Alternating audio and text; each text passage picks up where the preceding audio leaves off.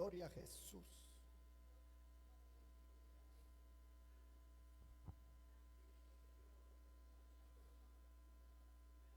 Hoy he venido que se me caen los pantalones.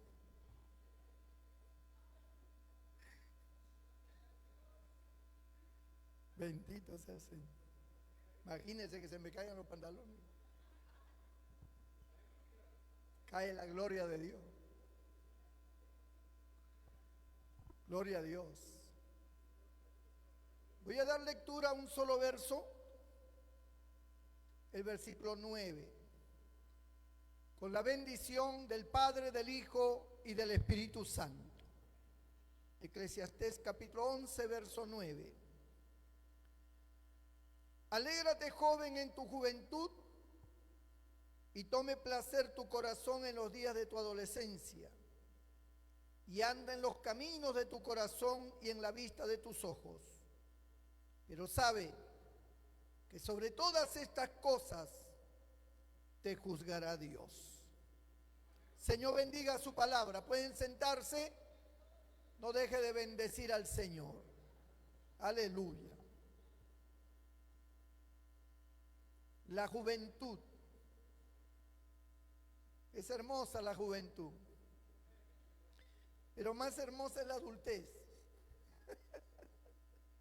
Me gusta la adultez. Bendito el Señor. La juventud, amados hermanos, tiene muchas cosas bonitas y muchas cosas feas. Todos los que ya no somos jóvenes recordamos la juventud como la vivimos. Y los que son jóvenes pues están viviendo su juventud, ¿no? Desde su adolescencia, ¿no? Comenzando desde ahí, desde la adolescencia hasta la juventud. Bendito sea el Señor. Salomón fue muy sabio al afirmar que el joven podía visualizar la vida y alegrarse, amén, en esa fuerza juvenil que posee y tomar placer su corazón en todos los caminos en que transiten la vida y que podía andar en la vista de sus ojos y etcétera, etcétera. Pero luego Salomón coloca una frase que frena, una frase que hace un stop a la vida del joven. Y le dice Salomón, dice, pero sabe que sobre todas estas cosas que tú hagas, te juzgará Dios. Bendito sea el Señor. ¿Usted se imagina qué hubiera pasado si hubiéramos muerto jóvenes? Estaríamos siendo juzgados por Dios. Y aquí hay muchos hermanos, al igual que yo, que tuvimos una adolescencia y una juventud no muy buena en cuanto a la relación con Dios. Vivimos en el pecado. Hicimos muchas cosas en nuestra juventud. Algunos robaban, otros tomaban, otros se drogaban, otros eran desobedientes, rebeldes, otros tenían un montón de chicas, un montón de chicos, enamorados, etcétera, etcétera. Y nuestra juventud pues tenía su sistema de vida muy diferente a la de ahora, porque ya nuestra juventud tenía otras características. No había teléfono, por ejemplo. Nosotros no teníamos celulares como hay ahora y que tienen los jóvenes. No existía el teléfono. ¿Cómo nos comunicábamos? ¿Cómo se controlaba a los jóvenes? La autoridad, la palabra de la mamá, del papá. A tal hora llegas, a tal hora llegas. Te iban a buscar. te encontraban. Los padres tenían como especie de un radar. Ellos no sabían dónde estabas, pero te encontraban. Te sacaban de donde estuvieras. Bendito el Señor. ¿Por qué? Porque existía la comunicación, pues. Vecina, fulana, fulano, ve a casa de su amiga, ve a casa de su amigo a preguntar, preguntaban. Y entre pregunta y pregunta, sí, salió con fulano, yo lo vi que se fue a tal lugar y te encontraban. De todas maneras te encontraban. Y entonces los castigos eran severos. Los castigos eran fuertes. No te escapabas así tan fácil. No es como ahora, ¿no? Ahora hay una condescendencia total, pero en ese tiempo no existía la misericordia, hermano. Me acuerdo cuando mi mamá nos agarraba, de rodillas pedíamos perdón, suplicábamos y seguía dando. Más perdón le pedíamos, más nos daba. Sí. Yo no entiendo eso. Pero así era, pues. Y no era el caso de mi mamá, era el caso de todas las mujeres de ese tiempo. Le van a dar cuenta a Dios por todo lo que hicieron. Era una masacre, hermano. Era una masacre. Si me corría, era peor. Porque ya no podía entrar hasta la noche. Y yo entraba a la casa y todo oscuro, mi mamá durmiendo, como si nada. Y ahí, de puntita a mi cama. Y a las 5 de la mañana, hermano, antes que el gallo cante, sentía que me destapaban así. ¡Fuf! Y yo abría mis ojos y era mi mamá con lo que tuviera en la mano. Así que a ti te gusta correrte, ¿no? ¡Fua! Eso era 40 azotes menos 1. Ya eso no se salvaba a nadie. En ese momento se acordaba de todo el mundo y todo el mundo a esa hora estaba levantado, a esa hora haciendo las cosas porque la mamá se acordaba de todo.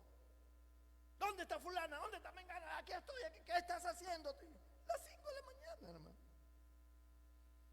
Pero ya todo el mundo levantado por el temor a que mi mamá agarrara de canto. Y a veces ya parecía que ya había terminado, que ya se iba ya.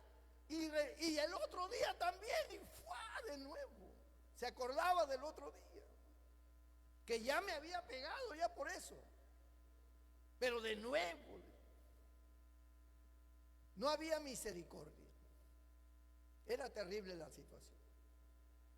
Pero era la única forma de frenar la juventud de esa época, que por supuesto era muy tentada porque habían muchas fiestas, había mucho enamoramiento, había mucha música, ¿no? Yo me acuerdo a los 7 años de edad, bueno, no exactamente a los 7, sino a los 10 más o menos, a los 10 años de edad, escuché por primera vez un concierto de Carlos Santana. A mí me encantó. Él había dado ese concierto en el 67. Yo tenía 6 años de edad en ese tiempo, cuando él dio su concierto allá en Estados Unidos. Y luego esa grabación llegó al Perú y en diferentes emisoras radiales pasaban su música, porque habían emisoras que solamente pasaban rock o pasaban música en inglés. No eran todas, solamente unas cuantitas, contaditas, pero yo escuchaba y ahí pasaban la música de Carlos Santana. A mí fue impactante la música de ese hombre, un hombre pecador, por supuesto. Yo estaba también sin Dios, yo no conocía a Dios, pero en esa adolescencia, ya 10 años, 11 años, ya yo lo escuchaba. Escuchaba también a The Who, escuchaba a Pat Benatar, una inglesa que cantaba rock, había una canción que ella tenía que se llamaba El infierno no es para los niños. Y era una canción que impactaba bastante, ¿no? Y bueno, estaban otros más, los Rolling Stones y toda esa gente en esos años. Y por supuesto, la clásica salsa, que era infaltable, la salsa, nosotros que teníamos familia en Lima, en el Callao, y casi todos pues fiestábamos, aunque yo todavía estaba pequeño. Pero yo veía a mis hermanas, veía a mis tíos, a mis tías, los boleros que bailaba mi madre con mis tíos, mis tías, bailaban esas músicas. Y yo fui creciendo en ese ambiente de música, de fiesta, de baile, de enamoramientos, de juego de casino. Se jugaba mucho el casino en las casas de mis tías cuando se reunían. Eso era de apuestas, todo parecía una casa de apuestas. Y desde chiquillos ya nosotros estábamos jugando allí, ¿no? Entonces, poco a poco nos fuimos metiendo en ese ambiente. Pero ya más adelante, al crecer más, bajo ese control riguroso y todo lo demás, con todo y todo nuestra vida, pues ya se fue a una vida ya de licor. Y ya yo llegué a la juventud y comencé a tomar y comencé a entregarme a ese mundo, a tal grado de que ya llegó un momento en que ya yo me dediqué solamente al licor. Para mí ya no había, toda oportunidad que había para tomar se aprovechaba, ¿no? Y tanto así que ya se comencé a tomar y a tomar y a tomar, me tomaba hasta el pulso, tomaba de todo. Un día me acuerdo, no había para tomar, queríamos seguir tomando y encontramos en la casa de mi tía esos desodorantes Rexona, eso de barra, y encontramos como 3 de esos y lo cortamos en rodajas, lo metimos en una jarra y con una Fanta le dimos vueltas, pues como esa barra tenía alcohol, comenzamos a tomar desodorante Rexona como licor. Bendito sea el Señor, ¿no? Y bueno, las palomilladas y las cosas en el mundo del pecado. Tuve algunas enamoradas, de las cuales me dejaban porque yo más le daba lugar al licor que a ellas, ¿no? Y ellas a veces me presionaban, me decían, pero tienes que escoger licor o yo.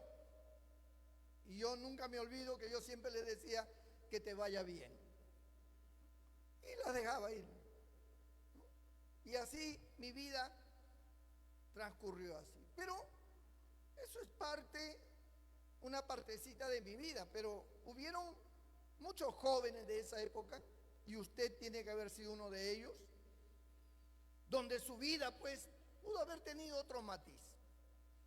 Y cada uno ha vivido sus propias experiencias, su propia forma, algunos más centrados, otros más alocados, unos más pecadores, otros menos pecadores, más sanos, pero como quiera, entramos en un mundo donde comenzaron a aparecer los cambios y nos fuimos introduciendo en el pecado, porque cuando Cristo nos encontró a nosotros, al menos a mí me encontró a los 20 años de edad, yo ya era un pecador ya. Yo puedo decir que yo ya era un pecador completo a los 20 años de edad.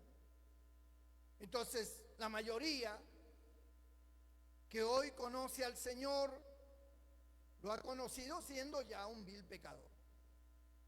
Y unos, como digo, han sido más pecadores que otros menos, pero igual, todos en el pecado.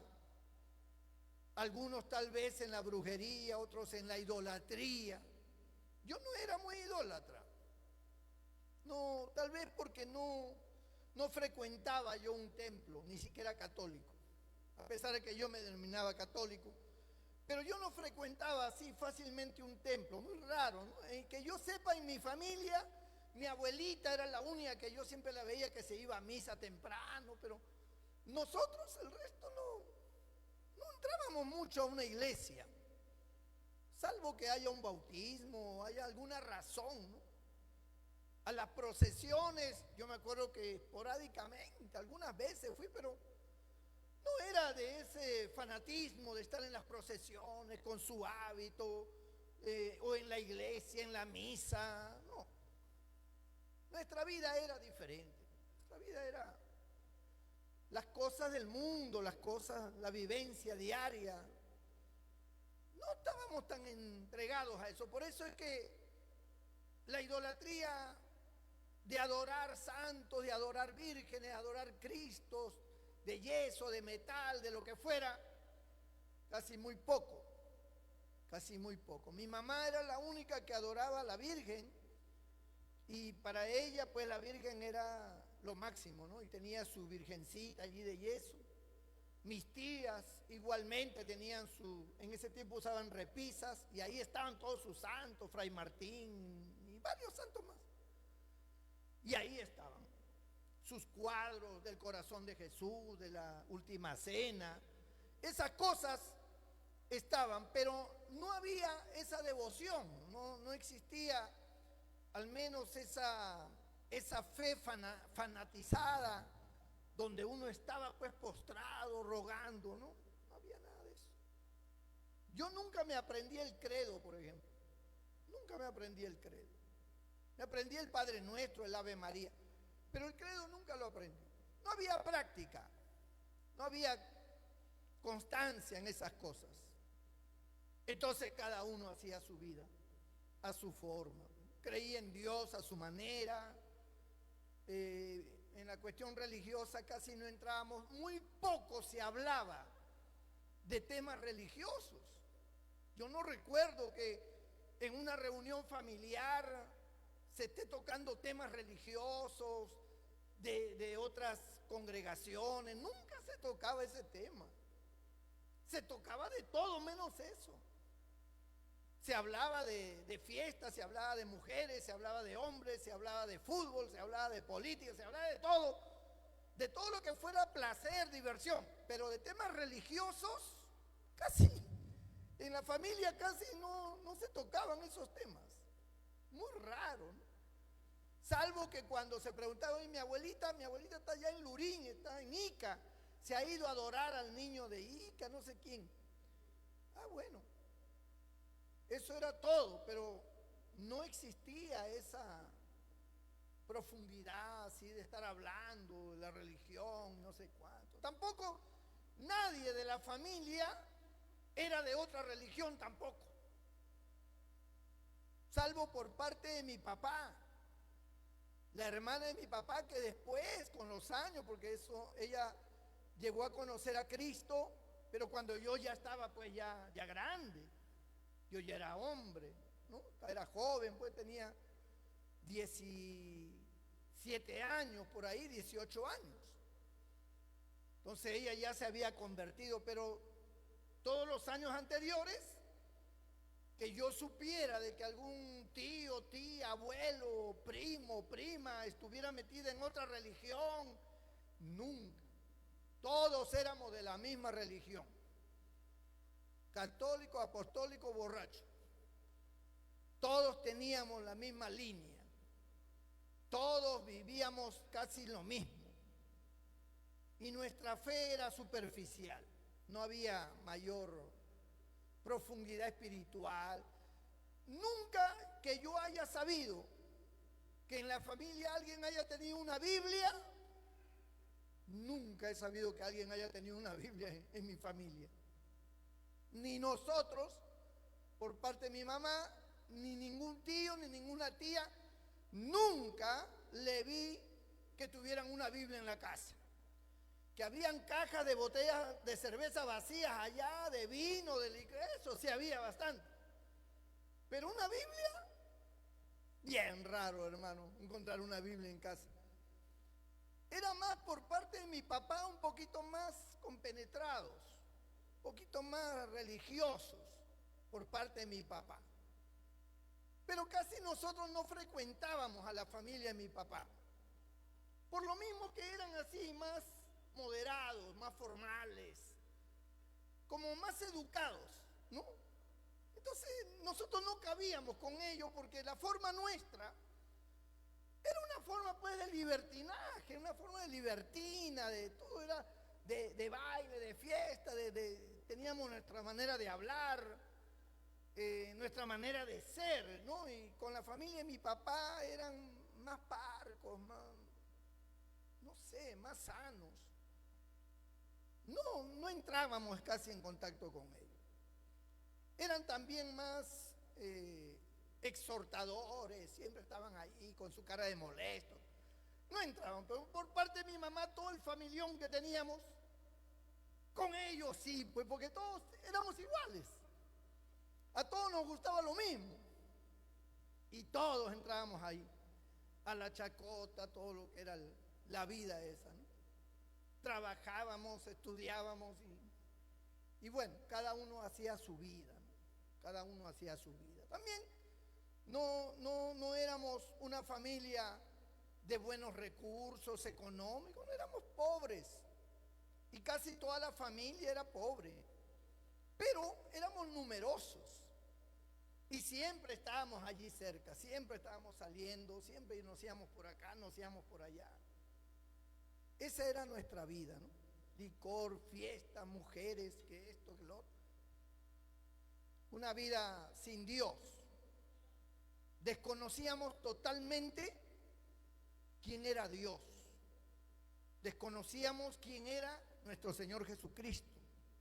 A pesar de que sabíamos de la presencia de nuestro Señor Jesucristo. O sea, eso sí sabíamos, pero no sabíamos quién era. ¿Cuál fue el propósito por el que vino? ¿A qué vino? O sea, no sabíamos que era el Hijo de Dios, que era el Padre, el Hijo, el Espíritu Santo, eso sabíamos, pero más nada. No había mayor conocimiento. Éramos muy ignorantes de las cosas de Dios. Prácticamente no sabíamos nada. Y si en algún momento se tocaba algo, se tocaba de manera errada. O sea, cada uno decía su opinión, su forma de pensar, pero totalmente equivocados. Ahora que se conoce la palabra de Dios, pues ahora me doy cuenta, ¿no? De cuán equivocado estaba, con cómo yo vivía tan ignorante, cómo yo estaba tan distante de Dios. No sabía nada, no sabía nada. Yo creo que si alguien nos hubiera hablado, no le hubiéramos hecho caso tampoco. Porque no cabía otra religión con nosotros. Nosotros estábamos cómodos con nuestra religión, pues. Nuestra religión nos permitía todo. Entonces, ¿para qué meter otra religión que nos iba a prohibir? Porque así lo veíamos, ¿no? Veíamos otras religiones como entidades que prohibían cosas, que te prohibían esto, que te prohibían lo otro. Entonces, para nosotros, ¿de qué vamos a entrar ahí? Además, que en ese ambiente familiar, mundano, todos estábamos contentos con esa vida. Nadie estaba disconforme como para buscar una religión, para buscar una iglesia. Nadie pensaba tampoco en cambiar de vida porque la vida que teníamos a nosotros nos parecía normal, nos parecía que estaba bien. ¿Cuál era el problema, pues? Si estábamos bien. Tomábamos, bailábamos, fiestábamos. ¿Cuál era el lío? Asunto de que íbamos a buscar otra religión. No había razón para buscar otra religión. Estábamos sanos también. No éramos gente que estuviera enfermiza, que hay que traerle los santos óleos o nada. Todos éramos sanos. A pesar de la borrachera y a pesar de la vida libertina, la trasnochada que nos daban, nos amanecíamos bailando. Todos éramos sanos. Bien raro encontrar un primo, una prima que estuviera gravemente enfermo, o sea, cosa rara. Todos éramos sanos y todos vivíamos la vida, ¿no? Cada uno a su forma, bajo sus circunstancias, pero así la vivíamos. ¿Para qué íbamos a buscar otra congregación, otra religión? No cabía eso, no. Ni siquiera nos lo imaginábamos, ni siquiera, porque no, ese pensamiento de otra religión no era parte de nuestra mente. En nuestra cabeza esas cosas no se mencionaban ni se pensaban. Nosotros pensábamos otras cosas que le dábamos lugar. Pero cuestiones de la Biblia, cuestiones de otra religión, de ver convertido a uno, al otro en otra religión, eso no había. Eso no existía. Habían broncas, habían peleas, habían de todo, de todo. Entre nosotros a veces broncas, pero luego pasaba otra borrachera y nos amistábamos. Y ya, era una cuestión normal. Había muchos resentimientos, a veces mis primas se resentían con otras primas, los primos nos resentíamos con otros, pero eso era un momento, y después otra vez estábamos ahí. Así era. Igual mis tías, igual mis tíos. Mi abuelo tenía su forma de vida, mi abuela tenía su forma de vida, pero todos en ese ambiente mundanal, pecaminoso. Mi abuela vivía en un cuarto piso y mi abuelo, el esposo de ella, no le gustaba que ella tomara, pero siempre llegaban mis tíos, mi mamá, todos llegaban a su casa y entonces ellos querían tomar, pero mi abuelo no permitía. Entonces por allá, desde la ventana del cuarto piso, nosotros bajábamos para ir a comprar un vino. Y ella nos bajaba en una canastita con una cuerda, así nos bajaba la plata para ir a comprar. Entonces, comprábamos el vino, un par de botellas y una bolsa, y lo agarramos y lo subían por la ventana. Mi abuelo no se daba cuenta, mi abuelo estaba adentro y casi no tomaba. Entonces subían las botellas. Y para que mi abuelo no notara nada extraño, mi abuela decía, voy a preparar café. Y traía la tetera esa del café y ahí lo llenaba de vino. Y luego sacaba las tazas, como si fueran a tomar café, y se servían el vino ahí en las tazas. Entonces mi abuelo de rato en rato entraba y decía, ¿qué pasa con usted? Que lo veo que se ríen, que están, parece como que estuvieran mareados. Y estaban mareados ya, porque a cada rato compraban vino. Y risa por acá y risa por allá. ¿Y qué pasa con ustedes? Decía, tanto café toman. Y punte de vino en la tremenda taza. Y así era. Le sacaban la vuelta a mi abuelo con eso. Ya después bien borracho, ya le hacían problemas a mi abuelo, un lío tremendo. Pero esa era la familia. Así era la familia y estábamos contentos así. Eso para nosotros era vida, eso para nosotros era alegría, era diversión, ¿no? Eso era lo que marcaba realmente nuestro deseo de estar en las reuniones familiares, ¿no? Y siempre, en casa de mi abuela o en casa de mi tía, en la casa de mi otro tío, en la casa de donde quiera. Esto era borrachera y baile y todo una cosa tremenda. Entonces, así vivíamos, pero no teníamos a Cristo. No teníamos a Dios y fuimos creciendo, fuimos desarrollándonos en nuestra juventud en medio de ese ambiente. Y una de las cosas que yo le agradezco a Dios, ahora que soy pastor, y cosa rara, que solamente tiene que haber sido la mano de Dios, porque a mí no me cabe otra cosa. Todos mis primos, como todos mis amigos del barrio, todos ya tenían su mujer. Casi ninguno se casaba. Era raro que alguien se casara. Tal vez por la cuestión económica no entraban al matrimonio, pero hacían una mujer, tenían un hijo y ya convivían con ella, en concubinato, ¿no? se unían así, se emparejaban. Y todos tenían su mujer. El único que no tenía mujer era yo. Era el único. Yo no tenía hijos, yo no tenía mujer, porque ya les dije, a mí el licor, para mí era más atractivo que la mujer. Y las novias que tuve, las enamoradas que tuve, me dejaban por el licor. Entonces, eso me mantuvo a mí a estar libre. Y ahora le agradezco a Dios porque de haber tenido hijo aquí, hijo por allá, con una, con otra, me hubiera descalificado para ser pastor. Pero yo creo que Dios me guardó. Yo creo que ya Dios había puesto sus ojos ya y me había separado, aunque yo no lo sabía. Yo no lo sabía, hermano. Pero Dios lo sabe todo. Bendito el Señor. Entonces, en esa vida de pecado, porque tomábamos en las cantinas, a mí me gustaba mucho cantar. Yo tenía una voz en un tono bien alto, ¿no? Ahora ya mi voz está matada, está apagada, tantos años predicando. Pero yo cuando era joven yo tenía una voz muy potente, imitaba mucho a Javier Solís, o sea, mi voz era fuerte.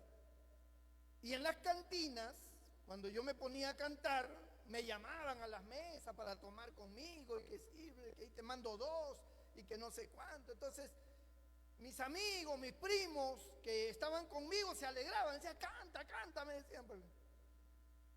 Y los borrachos pues les gustaba. Y a veces tomábamos tanto que una vez yo desperté como a las 5 de la mañana, estaba entre la vereda y la pista tirado, borracho. No me acuerdo ya nada. Yo estaba ahí y cuando yo me desperté por el frío y veo que estaba todo medio oscuro. ¿Y dónde estoy? ¿Dónde estoy? Estaba en la calle. Sí, pero ¿qué es esto? ¿Qué pasa? ¿Por qué estoy así? Decía yo. Pero yo no conocía al Señor. Yo no sabía, aunque me preguntaba, ¿no? ¿Por qué yo estoy así? ¿Por qué yo vivo así? Decía. ¿Por qué estoy tirado en la calle como un perro? Como un vagabundo. La gente pasaba. Y entonces yo decía, pero no, me sentía mal, me sentía avergonzado, me sentía, imagínense que hubiera pasado mi abuela, hubiera pasado mi tío, mi tía, alguien. Era una vergüenza grande porque en el fondo no éramos gente con maldad en el corazón, no éramos forajidos, no éramos así, sino que el licor nos llevó a toda esa condición. Bueno, al menos a mí. Entonces mi vida fue una vida de tropiezo, malas decisiones, actitudes, formas. No era una vida buena. Y todo lo que yo hice, que para mí aparentemente era placentero, y tal vez porque era el único ambiente que conocía, yo no conocía otra cosa. Tal vez eso me llevó a mí a pensar que así tenía que ser la vida, pues, ¿no? Que así era la vida y que había que gozarla porque la vida era una sola. Pero yo no tenía conocimiento de la palabra de Dios. Ahora yo leo a Salomón. Y Salomón dice, alégrate joven en tu juventud y tome placer tu corazón en los días de tu adolescencia, dice. Y anda en los caminos de tu corazón y en la vista de tus ojos. O sea, vive la vida, goza la vida, vive como tú quieras. Eso fue lo que yo hice. Así era mi vida. Guiado por mi corazón, guiado por los placeres, guiado por mis ojos, por mi manera de pensar. Y todo eso me llevó a un descarrío, me llevó a una condición malísima, a una condición sin futuro. Pero yo viví esa etapa que habla Salomón, porque yo anduve en mis propios caminos. Pero luego dice, ¿no? Pero sabe que sobre todas estas cosas te juzgará Dios. O sea, si yo me hubiera muerto por alguna razón en esa época, donde mi vida estaba así, sin Dios, vacío, lleno de placeres, de mundanalidad, ¿qué hubiera pasado con mi alma? ¿Dónde estuviera yo en este momento ardiendo en el fuego del infierno? Porque así hubiera estado mi vida. No conocía al Señor. Entonces yo les pregunto también a ustedes.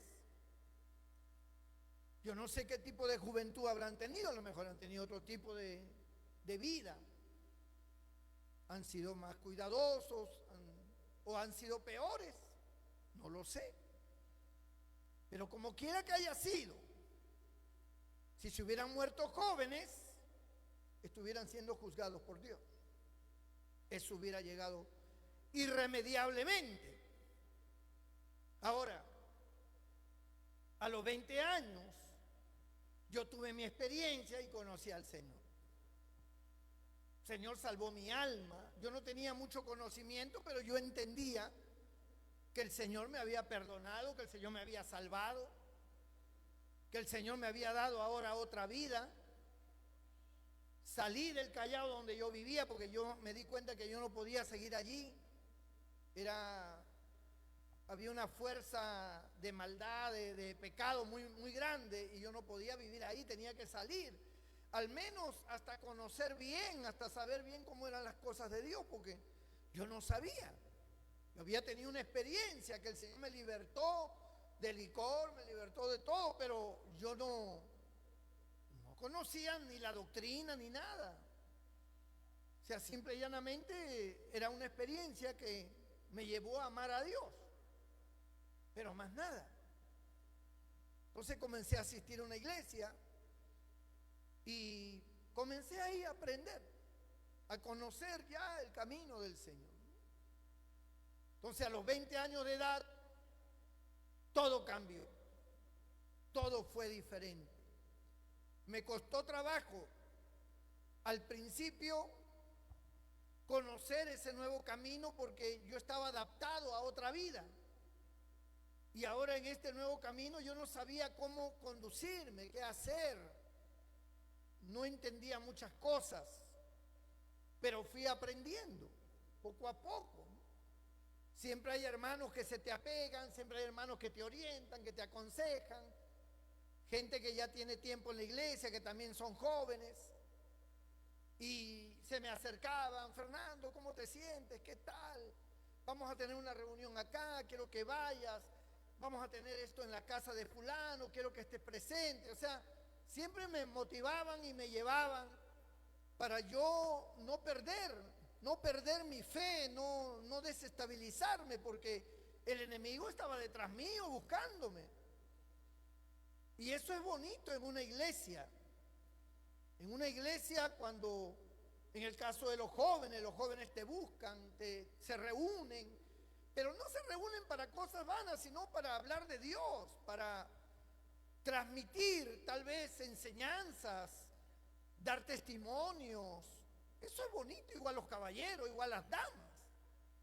O sea, no necesariamente tiene que ser solamente el culto de damas, caballeros, jóvenes, sino debe haber un seguimiento, debe haber reuniones por grupos en otros lugares, en la casa de un hermano, en la casa de una hermana, y gozarse allí, reírse y al mismo tiempo orar, hablar de las cosas de Dios. Y eso fortalece mucho, al menos a mí me trajo una fortaleza grande porque yo no sabía mucho y estos hermanos me ayudaron, ¿no? Éramos de una iglesia pentecostal dirigida por unos pastores suecos. Lennart Lindler era mi pastor, fue mi primer pastor. Era un maestro en las escrituras ese hombre, era extraordinario enseñando. Y allí en esa iglesia que queda en Magdalena, allí yo me congregaba. Y ahí es donde ellos me buscaban, me llevaban, me invitaban a veces gaseosas, me invitaban café, me invitaban comida, nos reuníamos con los jóvenes. A veces teníamos un momento de juegos, un momento de gozo, pero después venía una parte seria donde ya todos nos sentábamos y había uno que hablaba y decía cosas y a mí me llamaba la atención, ¿no? Entonces yo decía, pues mira, así la cosa es diferente, ¿no? Se ve que aquí se están bien unidos, decía yo, están bien unidos, ¿no? Porque todos se querían, todos se abrazaban, todos, a mí también me abrazaban. Yo era muy poco dejarme abrazar por otro hombre, así que me esté abrazando, o sea, yo era un poco alérgico. Pero en el amor del Señor yo me di cuenta que no era un abrazo malo, era un abrazo bueno, era un abrazo de amor de Dios, un abrazo fraterno. Y comencé a experimentar otras situaciones en mi vida. Y era bonito, porque así yo comencé a aprender también las escrituras, ¿no? Me dijeron, mira, estamos dando un curso, quiero que te unas con nosotros a este curso, me decían, ¿no? Vamos a hablar, te vamos a dar habían unos libritos que me comenzaron a dar para yo llenar, ¿no? Ellos me ponían la pregunta y yo tenía que poner una respuesta. A veces tenía que poner sí o no, entonces era muy bonito. Y ahí aprendí bastante, con mi Biblia abierta y con ese librito yo buscaba y aprendí bastante de las escrituras. Y luego le entregaba y entonces me entregaban el número 2 y luego el número 3, era hasta el 19, creo que era 20. Y cuando ya completé todo el curso me daban mi certificado, ¿no? De que yo había pasado el curso de la lección tal. Entonces esas cosas a mí me ayudaron fuertemente porque habían momentos en que también yo era tentado, ¿no? Yo también decía, pero el Señor me ha libertado, pero la familia jala, a veces iba a visitar a la familia, a los primos, oye, pues ¿cómo es? Total, te has desaparecido, ¿qué de tu vida? Y yo les comenzaba a hablar de Dios y me abandonaban y se iban ellos. Entonces yo por ratos, había momentos en que yo quería irme con ellos también, ¿no? Pero las enseñanzas, los hermanos, si yo faltaba una vez, rápido me buscaban y me decían, oye, ¿y qué pasó? ¿Por qué no has ido al culto? ¿Por qué no has estado? Entonces había un seguimiento que me hacía. Detrás estaban y me ayudaron mucho a que yo pasara al menos esa etapa de ignorancia al conocimiento de Dios y a fortalecerme en mi fe. Y así me fui fortaleciendo y así me fui llenando del Señor y me enseñaron a orar, me enseñaron a buscar el bautismo en el Espíritu Santo. Con los jóvenes nos reuníamos, nos tirábamos de rodillas a clamar por el bautismo en el Espíritu Santo. Siempre había esa consigna de que había que recibir el Espíritu Santo y ahí estábamos buscando el Espíritu Santo. Y llorábamos y clamábamos, ¿no? O sea, todo era un ambiente así. Nadie tenía un celular que estaba ajeno al otro. No, todos estábamos siempre juntos, hablando, preguntando, respondiendo. ¿Tú qué opinas? ¿Tú qué opinas de lo otro? A veces me preguntaban a mí, ¿y tú, Fernando, qué opinas? Por ejemplo, me decían, ¿tú qué opinas del enamoramiento? Me decía, yo no sabía nada del enamoramiento. Yo lo que sabía es que había que agarrar a una mujer y besarla y conquistarla, eso es lo que yo sabía. Pero yo no sabía cómo era en el cristianismo, cómo era en ese camino, cómo era estar con una mujer, qué pasos había que dar, o sea, yo no sabía. Yo lo sabía a lo mundano, pero no a lo cristiano. Entonces yo respondía, bueno, la verdad no sé, ¿no? No sé, yo tenía enamorada, pero no sé aquí cómo es. Entonces ellos se reían y entonces me empezaban a explicar, ¿no? Ellos me comenzaban a hablar.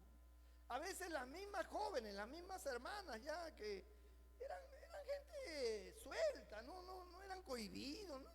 Las mismas hermanas me decían, no, pero yo te voy a explicar cómo es, me decían. Y ellas me explicaban cómo era el asunto, ¿no?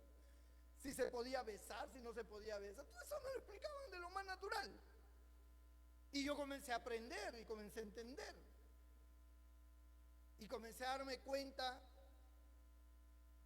que el punto era poner a Dios delante, que el asunto era amar a Dios, que cuando uno ama a Dios, Dios mismo te guía.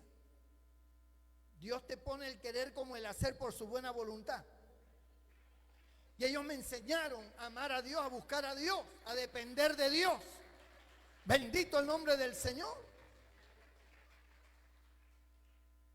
Entonces, mi vida ya en el cristianismo cambió, pues. Cambió totalmente y era distinto, era diferente, tenía otra manera de pensar. Ya podía refutar, ya podía decirle a alguien cómo era la salvación, ya le podía testificar a alguien, ya le podía predicar a alguien, que al principio yo no sabía. Pero ahora ya sabía, ya entendía cómo. Y de esa manera me fui perfeccionando. Además de que en esos años la iglesia como iglesia era muy distinta como es ahora.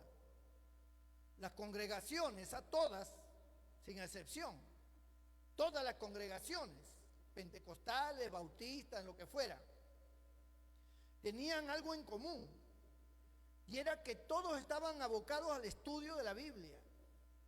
O sea, no, eso era como una universidad, que en la universidad hay temas por el mismo ciclo que tú estás desarrollando. Hay temas y los muchachos hablan del tema. Oye, ¿qué te pareció? Sí, que no es así, que es acá, que es... Entonces nosotros siempre estábamos en eso. Siempre estábamos metidos hablando de Dios, hablando de la Biblia, hablando de lo que decía el versículo tal. Oye, ¿escuchaste la prédica de hoy? Sí, pero no entendí esto. Y entonces entramos a debates, y terminaba el culto y nos tenían que sacar del templo porque nos pasábamos horas ahí después del culto conversando. Ya salíamos, vamos a cerrar el templo, y salíamos a la calle, y en la calle seguíamos hablando. Y ese era el tema, la Biblia, la palabra de Dios. Cuando yo dejé la iglesia de los suecos y llegué al Antiguo Testamento, ya yo venía con esa situación, y eso también lo había allí. Y siempre estábamos escudriñando las escrituras. Si nos reuníamos en casa de fulano, decía, va a haber una reunión, el hermano nos está invitando a su casa, y nos íbamos con un grupo, nos íbamos para allá.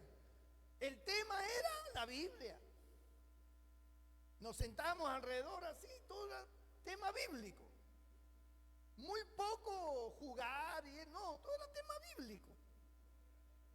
Se tocaba un tema y ahí lo desarrollábamos, y cuando no entendíamos algo, que todos nos cerrábamos porque no llegamos, recién recurríamos al pastor.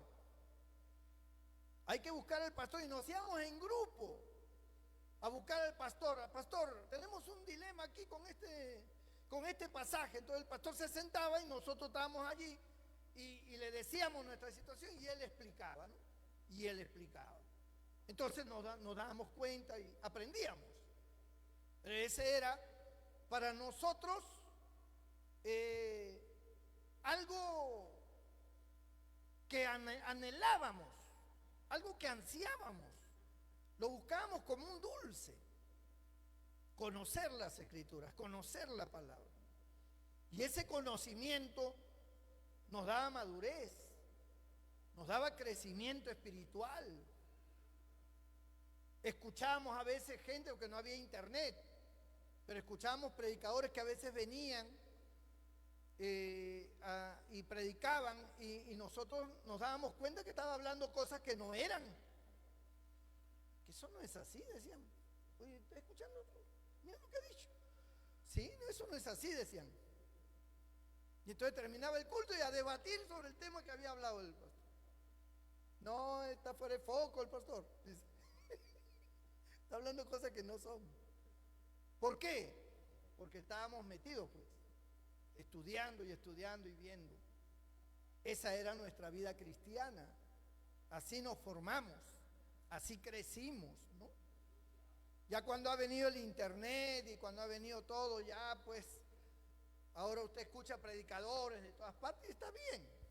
Y eso está bien, pero el gran problema que hay es que la mayoría no tiene base. No tiene base porque no se ha formado estudiando las escrituras. Se ha formado escuchando a fulano, mengano y a sotano, pero eso no es. Por eso es que a veces yo veo que hay hermanos que ponen predicadores como si fueran una eminencia y está diciendo cosas que no son. Está diciendo cosas que no son, está errado, pero lo que pasa es que los hermanos, y no solo acá, en cualquier lugar, ahora escuchan a fulano, mengano, sotano, todo el mundo, y algo les gustó y creen que eso ya es todo, ¿no? Y lo ponen, pero no tienen base. Ellos mismos no tienen conocimiento. Por eso yo me esfuerzo por tratar de enseñar, por tratar de que usted aprenda, por tratar de que usted conozca la palabra, pero no es suficiente, pues, no es suficiente, porque el resto de los días usted no viene al culto, porque no hay culto. Tenemos martes, jueves y domingo, y sábado que es los jóvenes. Entonces, hay veces que el martes ni siquiera ha venido usted, o el jueves no ha venido, viene el domingo. Entonces, un sermón no es suficiente para que usted esté con conocimiento. Usted necesita aprender, usted necesita estar constantemente, porque la constancia, como dice el dicho, la práctica hace al maestro. Es la práctica. Y cuando usted no tiene esa práctica, usted está trabajando, usted está estudiando, usted está whatsappeando, ¿no? Está en cosas, usted no aprende, pues. Usted solamente tiene el culto como su única línea de aprendizaje. Después del culto, usted prácticamente se desliga de la Biblia. Y eso es lo que hace que usted sea pobre en el conocimiento de la palabra. Aunque aparentemente usted puede pensar que usted es un buen cristiano, y seguramente lo es. Usted es un buen cristiano, una buena cristiana, usted teme a Dios, usted ama a Dios, perfecto. Pero usted tiene bases muy débiles, porque usted no frecuenta la palabra de Dios. Usted está solo, usted está en otras cosas, y usted cree que tiene conocimiento y no lo tiene. Cualquiera puede venir, uno que tenga una doctrina errada y que lo tiene bien fundamentada su doctrina errada, lo pone a tambalear a usted. Porque le va a decir, no, tú estás equivocado, mira, la Biblia dice esto, la Biblia dice esto otro, mira acá lo que dice acá, y te comienza a sacar versos y te comienza a sacar cosas, y tú comienzas a decir, uy, ¿cómo? A ver, ¿cómo es la cosa? Comienza a perder tu sentido ya de tu vivencia cristiana como debe ser, porque no tienes mucho conocimiento. Y le pasa a la mayoría en estos tiempos, pero en los tiempos antiguos, en los tiempos cuando yo todavía era joven, nosotros, todo era conocimiento de la palabra. Estábamos sumergidos y nadie nos sacaba de ahí. Aparte que de manera individual, solos, los que teníamos dinero, los que podíamos comprar libros, comprábamos. Mire, a ningún creyente le faltaba su diccionario bíblico. Era bien difícil que un creyente no tuviera un diccionario bíblico, hermano. Bien difícil. Uno llegaba a una casa, espérate, voy a sacar mi diccionario. Y sacaba su diccionario bíblico. O sacaba sus comentarios de Moody, de Matthew Henry. O sacaba otros libros más. A nadie le faltaba su atlas de los mapas del Antiguo Testamento, el Nuevo Testamento. O sea, esas eran herramientas que era muy difícil que un cristiano de esa época no las tuviera. El que no las tenía era porque o no tenía dinero para comprarlo, aunque no era muy caro, Posiblemente esa era la única razón por la cual no la tenía, pero después todos teníamos eso. Todos teníamos nuestra concordancia, nuestro diccionario bíblico, nuestra Biblia con comentarios. Había la Biblia Scofield, que era la más usada, y porque tenía comentarios, porque a nosotros los comentarios bíblicos eran muy importantes. Porque cuando nos trabábamos en un versículo o en alguna cosa, los comentarios inmediatamente, a ver qué dice Matthew Henry, a ver qué dice el otro, a ver qué dice Moody, a ver, entonces sacamos versículo por versículo, daban ellos, y ahí daban luz. Ellos daban luz, como a veces también no daban nada sobre ese tema. Pero para nosotros tener esas herramientas era básico. Era básico, hermano. Eso era como el DNI para nosotros espiritualmente. O sea, era difícil. A veces cargábamos con un montón de libros cuando íbamos a estudiar. Oye, vamos a estudiar la palabra. ¿Ya dónde nos reunimos? En casa de fulano. No, yo no puedo. Ya en casa de Mengano. Ya ahí nos reunimos a tal hora. Ya. Y todos llegamos con nuestros libros. Todos llegamos ahí. Era estudio. Había que estudiar. Y el pastor no nos mandaba eso. No es que el pastor nos decía, ya vayan a estudiar, reúnas. No. Era algo nacido de por sí. Era como una especie, ¿cómo le puedo decir? Era como una tendencia que había, ¿no? Así como hay tendencias ahora de muchas cosas. En esa época la tendencia era escudriñar las Escrituras. O sea, nuestras Biblias estaban rayadas, hermano, por todas partes. Todo estaba rayado, todo estaba pintarrajeado con bolitas, con rayas, con lapicero, con escritos. Nuestra Biblia, usted abría nuestra Biblia y usted veía escritos por todas partes, rayas por todas partes, que estaba ahí pintado.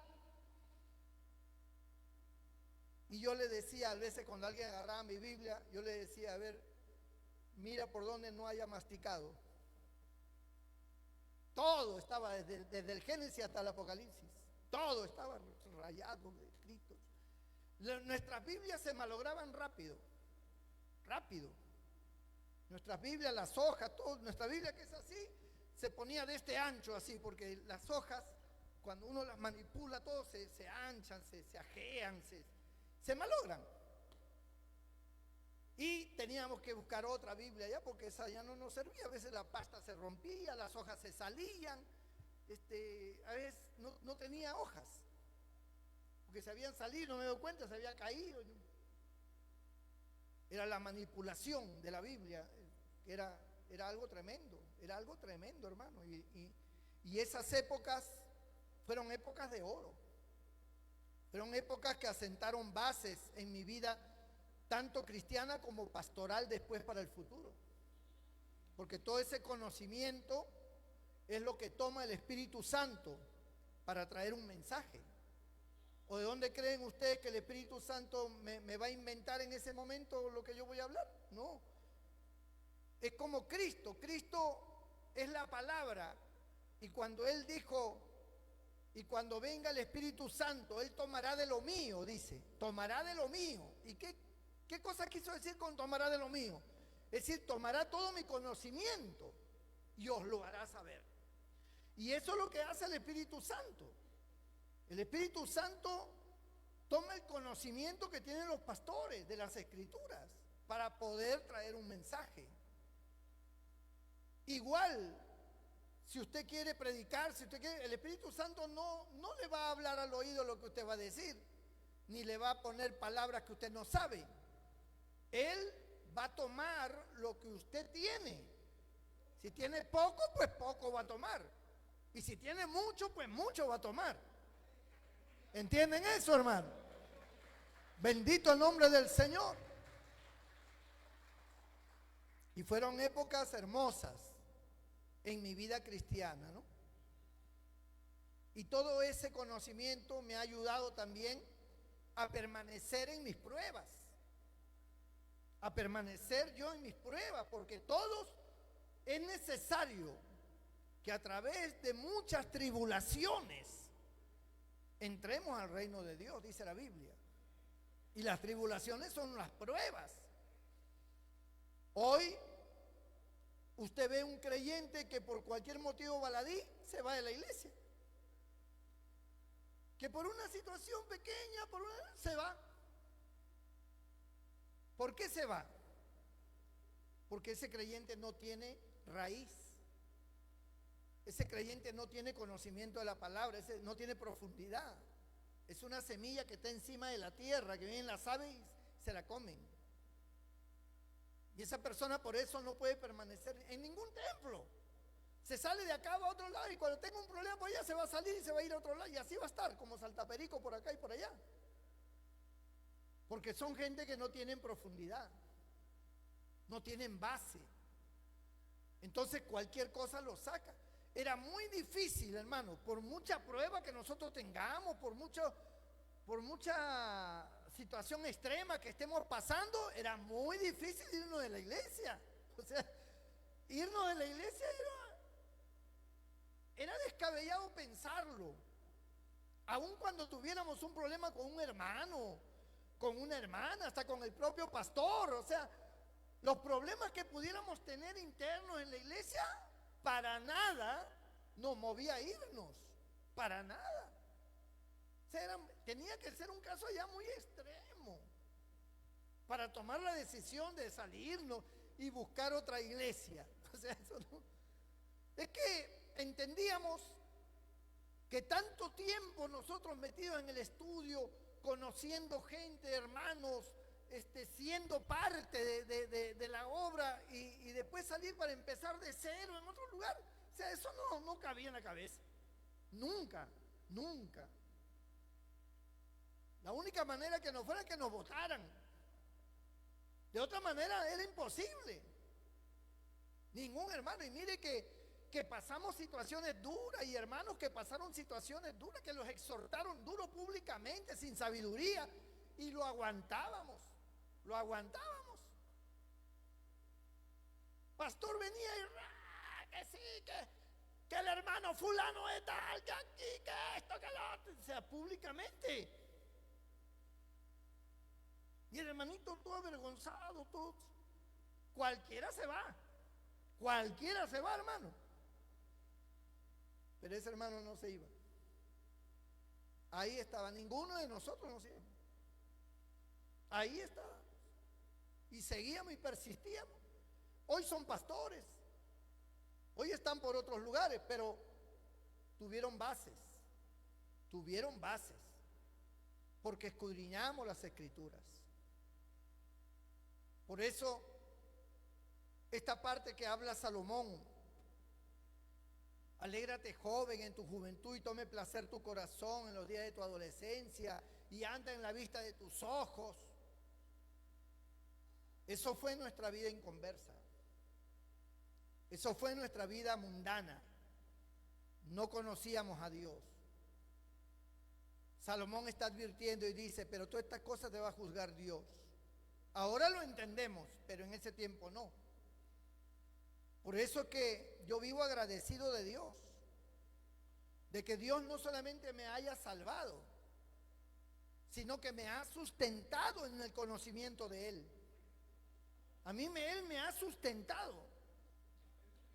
Él ha tratado con mi vida de madrugadas, ha tratado con mi vida en la mañana, en la tarde, en la noche. Él me ha mostrado su palabra, me ha inspirado, me ha dado revelaciones. O sea, hay una serie de aspectos de orden espiritual, sobrenatural, que ha acontecido en mi vida, de la cual es muy difícil, hermano, que uno se vaya al mundo. Es muy difícil. Porque uno está parado sobre la roca. Uno sabe en quién ha creído, sabe quién es nuestro Dios, quién es nuestro Señor. No somos blandengues.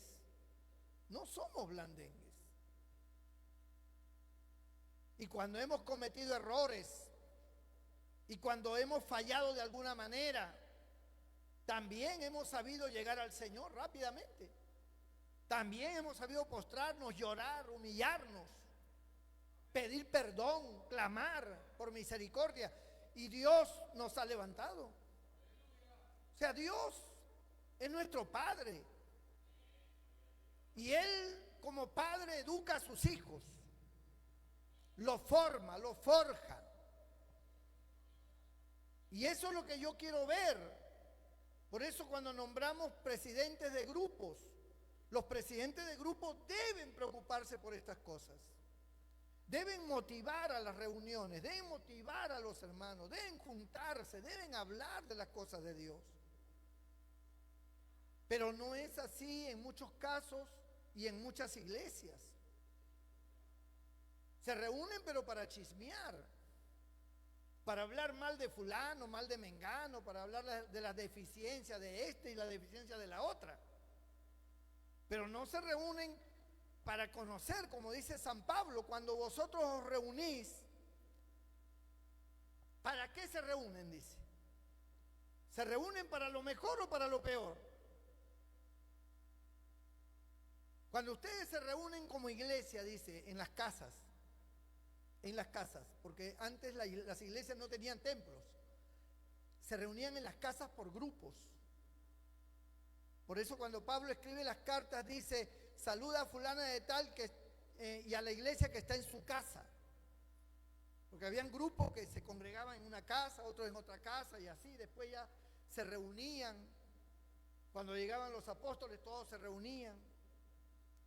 Entonces Pablo escribe y dice, ¿no? Cuando ustedes se reunís, ¿qué cosa hay? ¿Hay salmo? ¿Hay doctrina? ¿Qué cosa hay? No erréis. Las malas conversaciones corrompen las buenas costumbres. Es decir, si no hay salmo, si no hay doctrina, si no hay alabanza, adoración, entonces ¿para qué se están reuniendo? Si se están reuniendo para chismear, no erréis.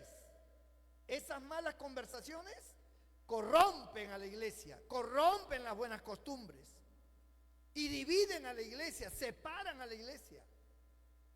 Por lo cual hay mucha desunión después y es visible la desunión. Es visible. A nosotros nos decían reunión de jóvenes, hermano, era imposible que nosotros no estuviéramos en la reunión. Eso era imposible. Ahí estábamos todos. Igual, reunión de caballeros, todos los caballeros. Reunión de damas, todas las damas ahí. Imposible que alguien se fuera.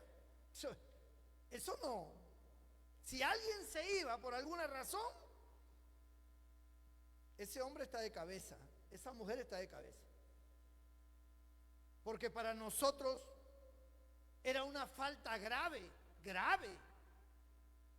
no estar en una reunión a la cual se está llamando. Porque somos una iglesia. Nosotros atendemos los asuntos de Dios. Y cuando Dios ha puesto a alguien al frente como líder de un grupo y este llama a reunión, está respaldado por Dios. Porque se está tratando asuntos que tienen que ver con Dios y su obra. O sea, es imposible que un verdadero cristiano haga caso omiso de eso. Es difícil, no cabe en la cabeza. En ese tiempo, por la misma estabilidad de conocimiento que teníamos de la palabra, teníamos formación, estábamos formados, respetábamos a los que nos precedían, los respetábamos como si fuera el pastor. El presidente de jóvenes, yo estaba sujeto, el presidente de jóvenes daba una orden y se hacía. O sea, aun cuando fuera más joven que yo, lo respetábamos, lo admirábamos, lo teníamos en alto. Qué privilegio de que tú seas presidente de los jóvenes. Y cuando los nombraban, fulano de tal presidente de jóvenes, gloria a Dios, una alegría, lo abrazábamos, lo cargábamos. Qué bendición, hermano. O sea, Todos queríamos esa bendición, pero se la daban a él, se la daban al otro. Y la alegría era la misma. ¿Qué iba a haber un hermano diciendo? Ya la malograron toda, ya no sabe nada. Era difícil, hermano. Eso no había. Todos nos alegrábamos. Porque todos estábamos unidos. Porque todos éramos una sola fuerza. Bendito sea el nombre del Señor.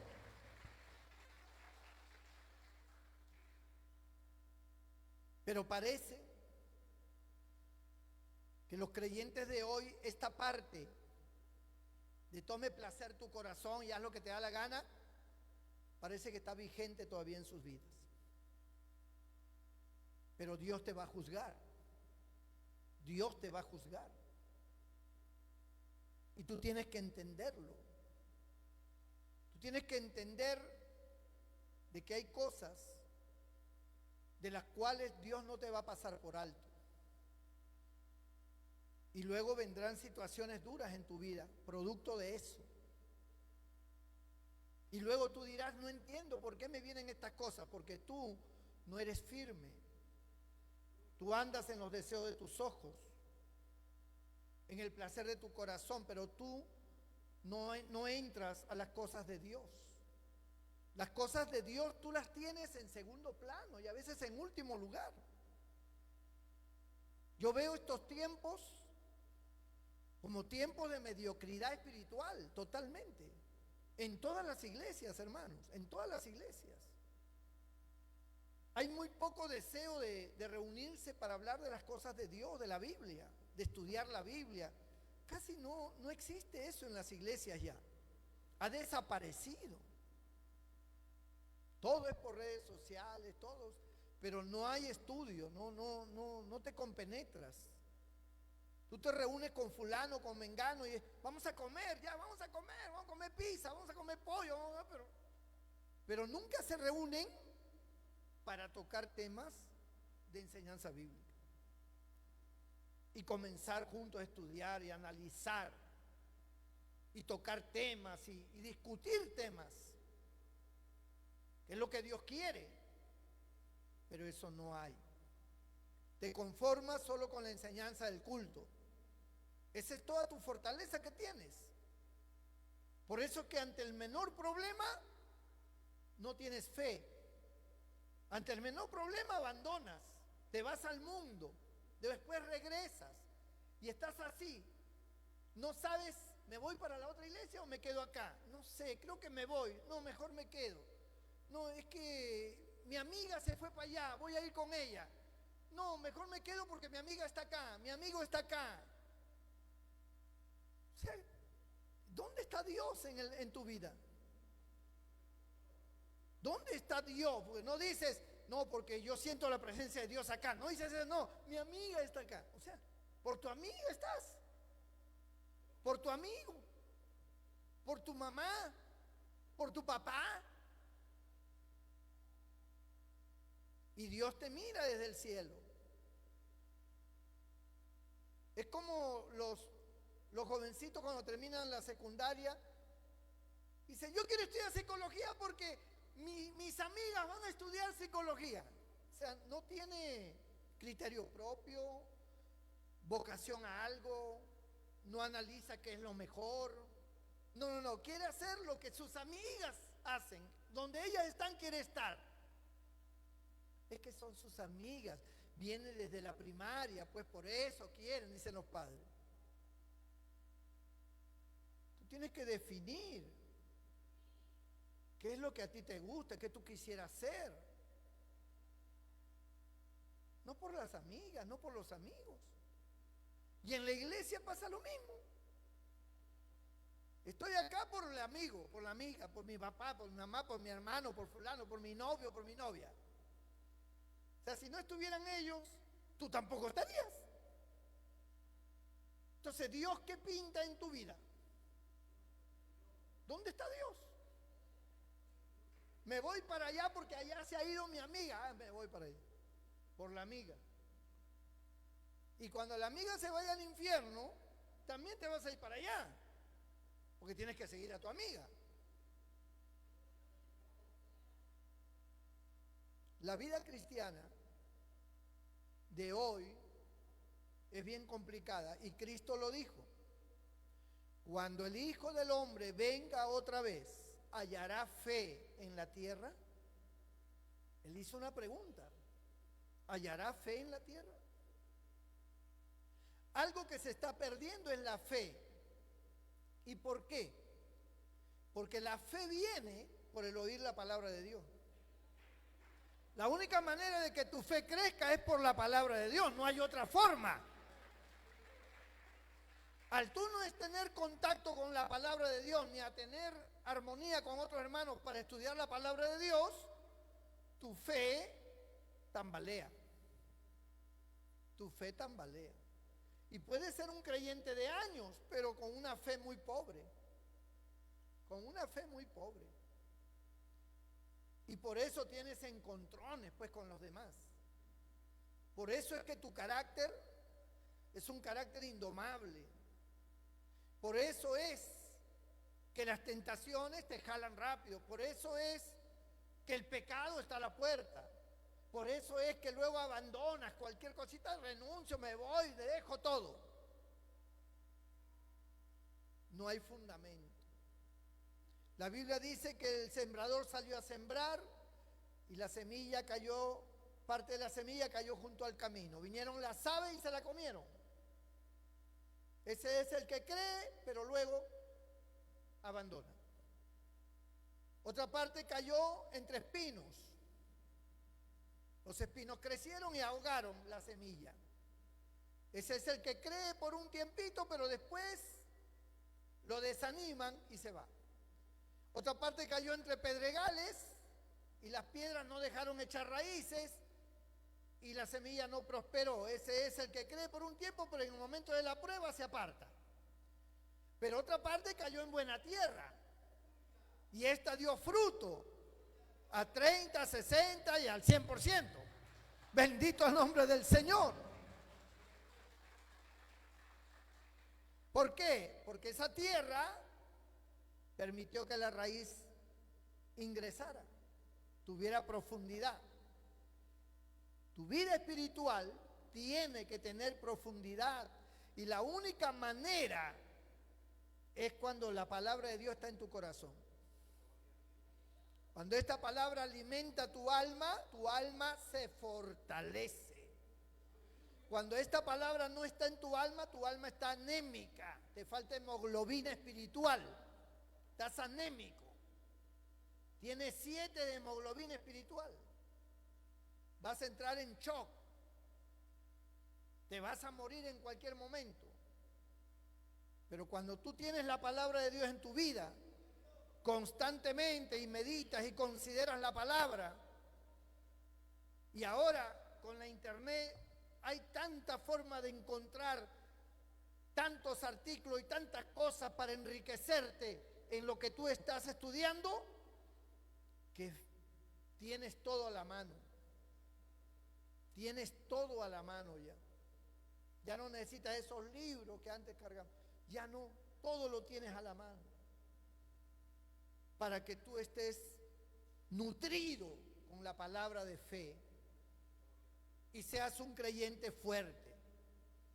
Un creyente que pone su casa sobre la roca, que vienen los ríos, vienen los vientos huracanados, pero esa casa prevalece porque está fundada sobre la roca, sobre la palabra de Dios.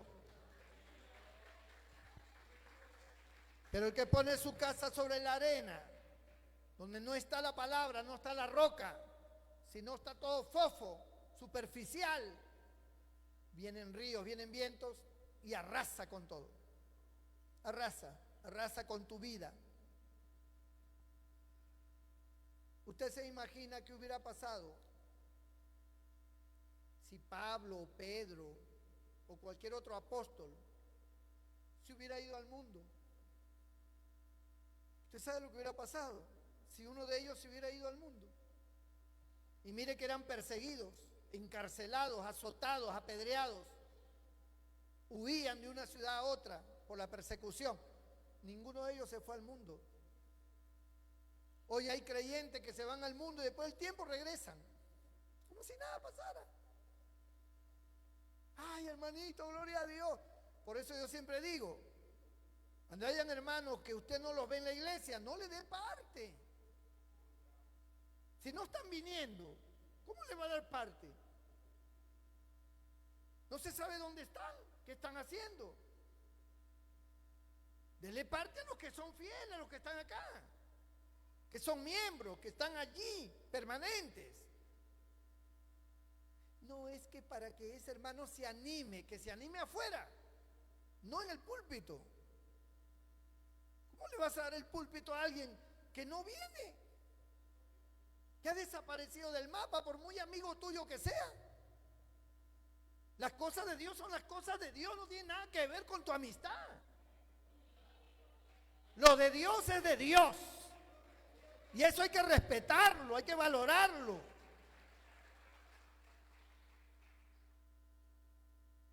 Y para eso están los grupos, pues. Para eso están los presidentes de grupo.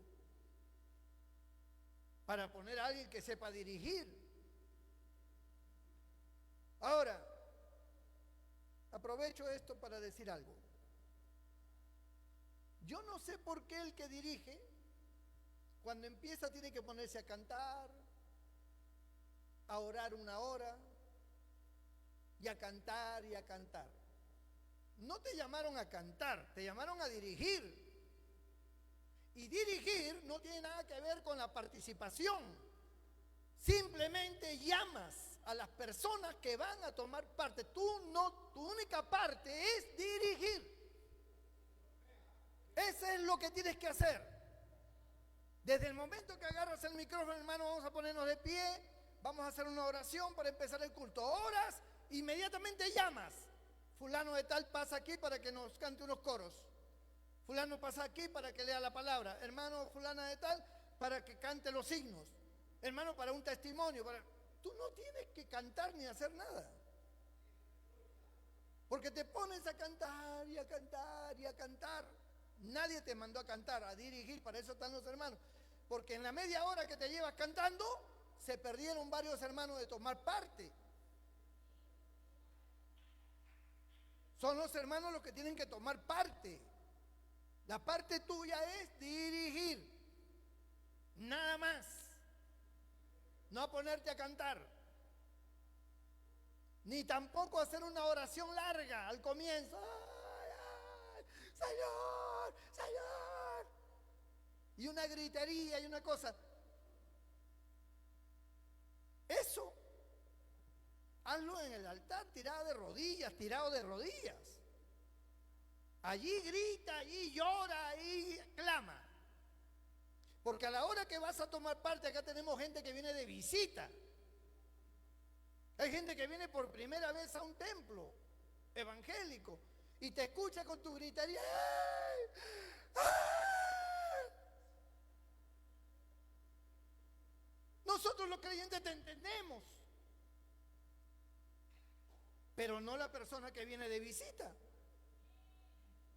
La persona que viene, tú simplemente haz tu oración. Señor, ponemos este culto en tus manos, bendícenos en este servicio, Señor, usa a nuestros hermanos que van a tomar parte en el nombre de Jesús, amén, se acabó.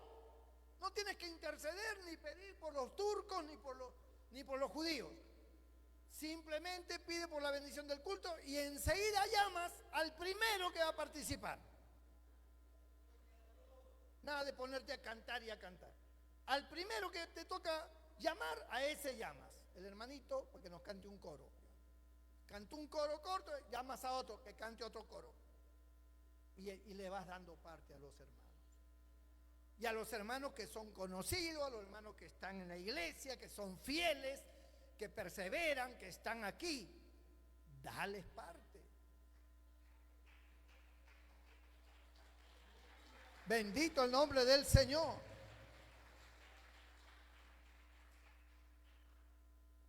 Por eso, cuán importante, hermano, es tener entendimiento. Bien dice la Biblia, que nuestro culto sea un culto racional. Racional quiere decir con entendimiento. Nuestro culto es un culto con entendimiento. Pablo dijo, prefiero hablar 5 palabras en lengua desconocida y no 10.000 palabras en lengua desconocida, después van a pensar que estoy loco. Prefiero hablar 5 palabras en lengua desconocida y 10.000 en lengua conocida, porque estoy en el culto, estoy ante las personas, y aquí vienen personas de todos los niveles, personas que usted no conoce, personas que vienen por primera vez. Ellos evalúan, ellos observan, y lo que encuentran muchas veces en las iglesias es gente llorando y gritando y exhortando a todo el mundo, que esa gente no quiere volver más a la iglesia. Dice, pero esa gente está loca, están gritando ahí como locos. No, el culto es con entendimiento, con capacidad. Lloramos, gritamos, clamamos de rodillas, allí en el altar, en la oración, ahí desahógate, grita todo lo que... Más bien en la oración no los escucho gritar. En la oración no gritan, pero agarran el micrófono. ¡Ah! No le den más el micro. Bendito el Señor. Un día lo va a morder.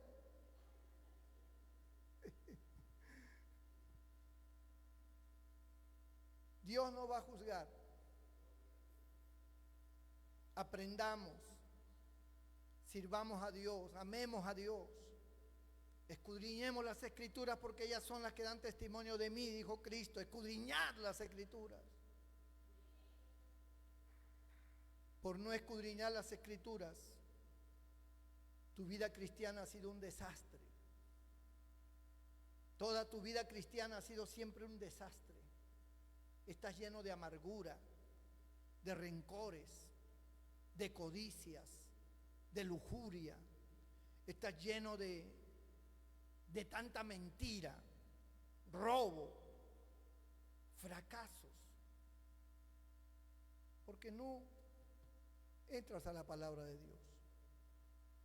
No tienes tiempo. Nunca vas a tener tiempo. Siempre hay tiempo, hermano. Siempre va a haber tiempo. Cuando uno quiere. Cuando uno quiere, saca tiempo. Reúnanse. Formen grupos. Váyanse a un parque, como lo hacíamos nosotros en la calle, en un parque nos sentamos y ella hable. La policía pasaba y nos miraba. Pero como nos veía con la Biblia, pasaban. Pero ahí estábamos, siempre con la Biblia, siempre con las Escrituras. Tómelo como un consejo, porque Dios quiere gente de fe, y no puede haber fe si no hay conocimiento de su palabra, definitivamente. Inclina tu rostro, cierra tus ojos, allí donde estás.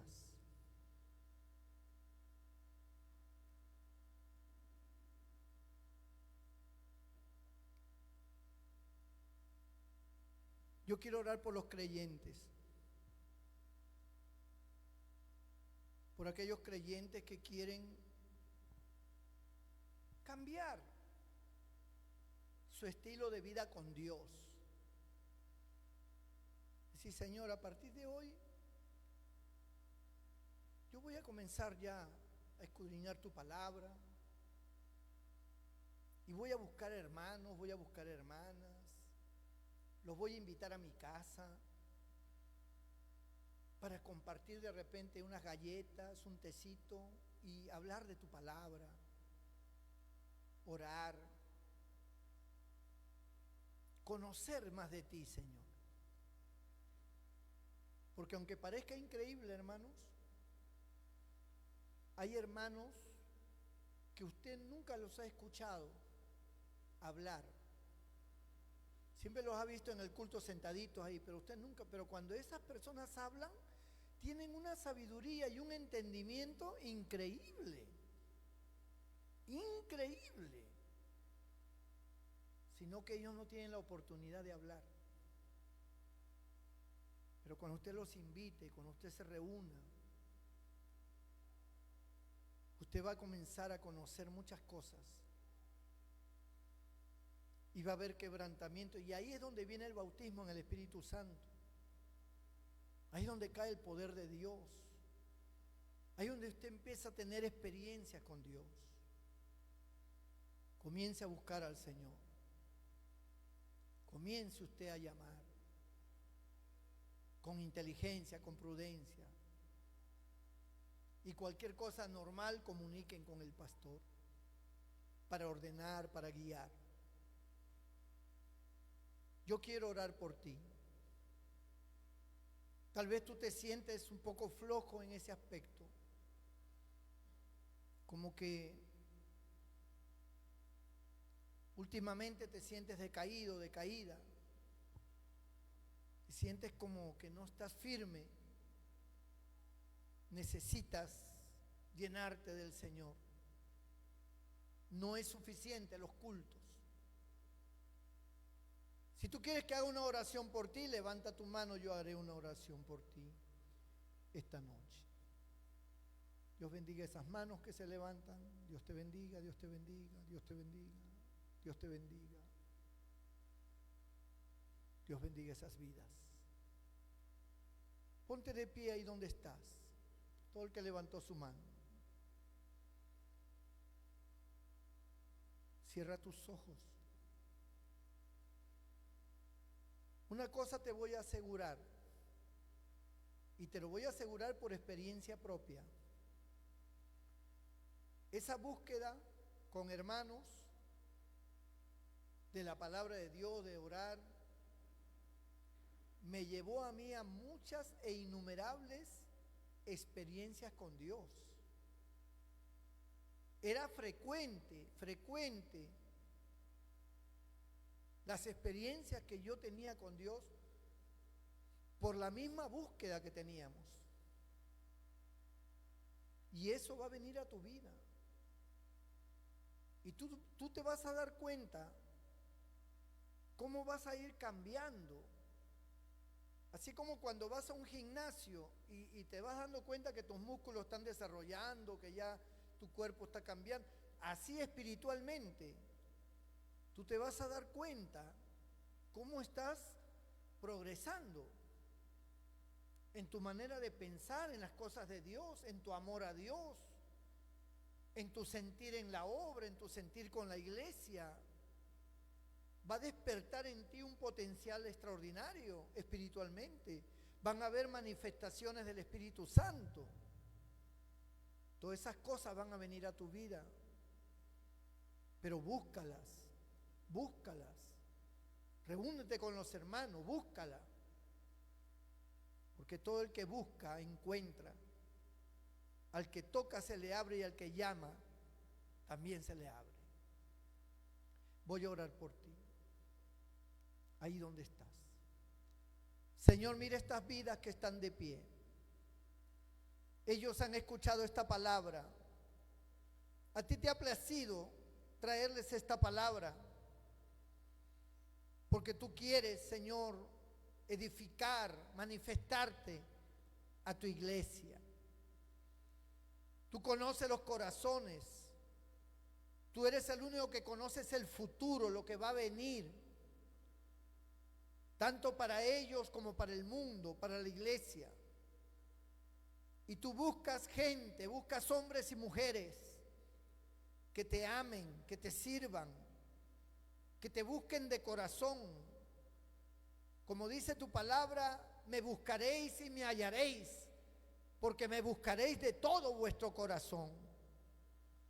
Y eso, Señor, va a pasar con todas estas vidas que hoy levantan su mano y se han puesto de pie, porque ellos quieren tu bendición.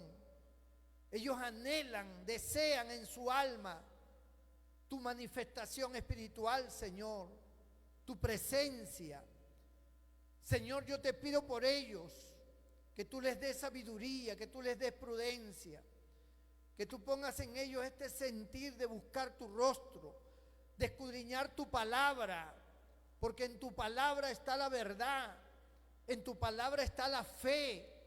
Aumenta la fe a través de tu palabra en cada uno de ellos, para que todas las oraciones, el clamor de ellos, Señor, sea respondido, porque van a orar ahora con otra condición, van a estar en otra condición, y tú te vas a manifestar de una manera especial, y los vas a bautizar con tu Espíritu Santo, y los vas a llenar con tu Espíritu Santo, y los vas a transformar en nuevas criaturas, Señor.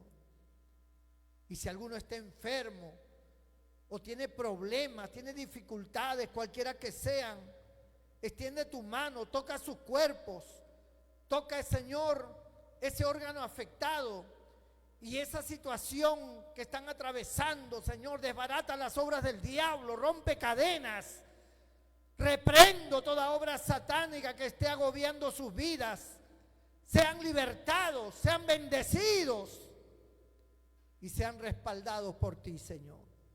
En el nombre de Jesucristo.